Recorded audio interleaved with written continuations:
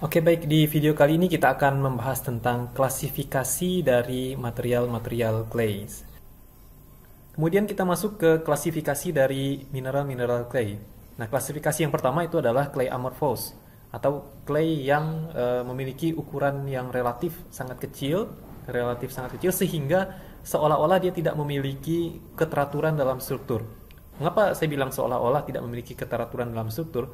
Karena ketika kita analisis dengan menggunakan XRD atau X-ray diffraction, tidak ada peak kristal yang muncul atau tidak ada bidang kristal yang muncul. Nah, alofen merupakan salah satu contoh clay amorphous dengan rumus struktur Al2OH 3 kali berikatan dengan SiO3OH dan NH2O. Di mana kita lihat di sini rasio SiAl-nya dari 0,5 sampai 1. Struktur atau komposisi dindingnya merupakan AlOH 3 kali atau gibbsite sheet, lapisan gibbsite dengan orthosililic acid atau SiO4 yang tertempel di dindingnya. Dan salah satu karakter penting dari alofen di sini adalah banyaknya lubang. Kemudian yang menjadi satu ciri dari alofen di sini adalah banyaknya jumlah gugus-gugus hidroksil di permukaan. Nah, untuk aplikasi tertentu yang membutuhkan banyaknya gugus hidroksil di permukaan suatu material, alofen menjadi salah satu material yang direkomendasikan untuk digunakan. Klasifikasi yang kedua adalah material kristalin. Nah, di dalam material kristalin ini atau clay kristalin itu dapat dibagi-bagi menjadi beberapa tipe. Yang pertama adalah tipe 2 layer. Apa yang dimaksud dengan tipe 2 layer di sini? Tipe 2 layer di sini adalah struktur yang terdiri dari unit satu layer silika tetrahedron atau tetrahedral dan satu unit layer alumina oktahedral atau oktahedron sehingga disebut sebagai satu-satu. Ini adalah satu unit lapisan alumina oktahedral, kemudian di sini adalah satu unit lapisan silika tetrahedral. Dengan demikian, dengan kata lain, untuk tipe 2 layer adalah tipe satu-satu. Satu-satu di sini maksudnya adalah satu layer oktahedral, kemudian satu layer tetrahedral. Apa saja contoh dari material tipe 2 layer ini? Yaitu yang kita ketahui atau yang sering kita temukan adalah material berbasis kaolinit, baik itu kaolinit sendiri maupun diktit. Kemudian ini yang tergolong dalam equidimensional ya. Kemudian ada yang elongate. Elongate itu contohnya adalah halloysite. Struktur formula dari kaolin bisa kita lihat di sini Al4 Si4 O10 kemudian OH8.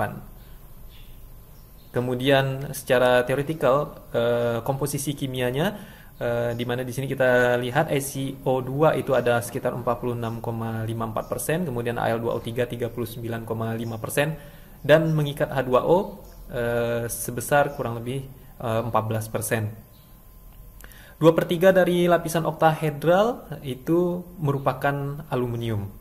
Diisi oleh aluminium atom. Sisanya bisa atom-atom yang lain seperti magnesium dan lain sebagainya. Karena aluminium bermuatan 3+, sedangkan magnesium bermuatan 2+, jika terjadi substitusi antara aluminium dengan magnesium, ini akan menimbulkan net muatan. Nah, net muatannya baik itu muatan positif maupun negatif. Jika aluminium diganti dengan magnesium, maka net muatannya akan menjadi negatif. Dengan demikian akan ada ion-ion penyeimbang di antara galeri-galeri atau interlayer space tadi, seperti sodium plus atau Na plus, kemudian ada K plus dan lain sebagainya. Ini adalah gambar layer sequence untuk tipe clay 1-1, di mana yang biru adalah lapisan oktahedral, kemudian yang hijau adalah lapisan tetrahedral atau sebaliknya bisa saja. Kemudian lapisan kedua juga sama komposisinya, satu lapisan oktahedral dan satu lapisan oktahedral. Interlayer space kalau kita lihat di sini atau ruangan antar space, ruangan antar layer memiliki jarak kurang lebih sekitar 7,2 angstrom. Ya, rata-rata sekitar masih di bawah 1 nanometer gitu ya. Ini adalah gambar photosem atau scanning electron microscope dari kaolin. Nah, dari gambar ini bisa kita lihat lapisan-lapisan yang terbentuk oleh layer-layer penyusun daripada kaolinit. Kaolinit sendiri merupakan material clay yang tergolong dalam equidimensional. Sedangkan ini adalah gambar dari halloysite, photosem dari halloysite yang merupakan clay tipe 1-1 yang tergolong dalam elongate. Nah, kemudian kita lihat di sini adalah material clay tipe 3 lapis. Nah, apa yang maksud dengan lapisan 3 lapis, tipe layer 3 lapis di sini, yaitu clay yang tersusun atas 2 lapisan tetrahedral dan 1 lapisan oktahedral. Maka ini disebut sebagai tipe 21. Dengan demikian, 1 layer oktahedral diapit oleh 2 layer tetrahedral. Nah, ini untuk yang 1 lapisan pertama. Kemudian lapisan yang kedua, ketiga, dan seterusnya itu juga memiliki struktur yang sama. Contohnya apa? Contohnya adalah material-material berbasis smectite seperti sodium monmorillonate, kemudian kalsium monmorillonate, kemudian ada baedelite atau yang disebut atau yang biasa kita kenal juga sebagai aluminium monmorillonate, vermiculite, dan lain sebagainya. Ini juga sama, ada equidimensional, kemudian ada elongate. Nah, elongate itu adalah contohnya misalnya Fe monmorillonate atau yang kita kenal sebagai nontronite, saponite yaitu Mg monmorillonate, hectorite yaitu lithium monmorillonate.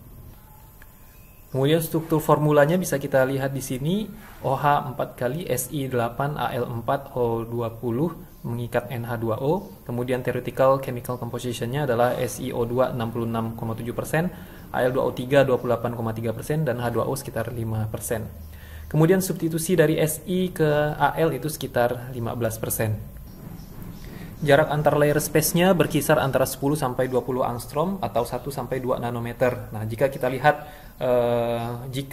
lihat ukuran interlayer space-nya masih berada di bawah 2 nanometer. Dengan demikian, kalau misalkan ini tergolong material berpori, kalau kita tinjau dari klasifikasi material berpori, maka clay ini masih tergolong ke dalam material mikropori.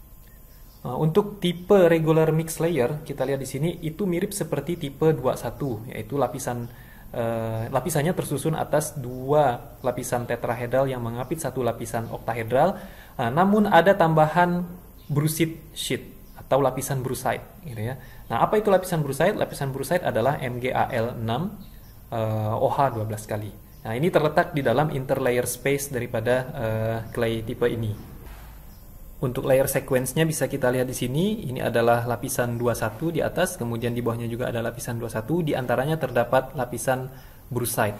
Nah, interlayer space-nya itu sekitar 14 angstrom atau sekitar 1,4 nanometer. Masih tergolong material mikropori.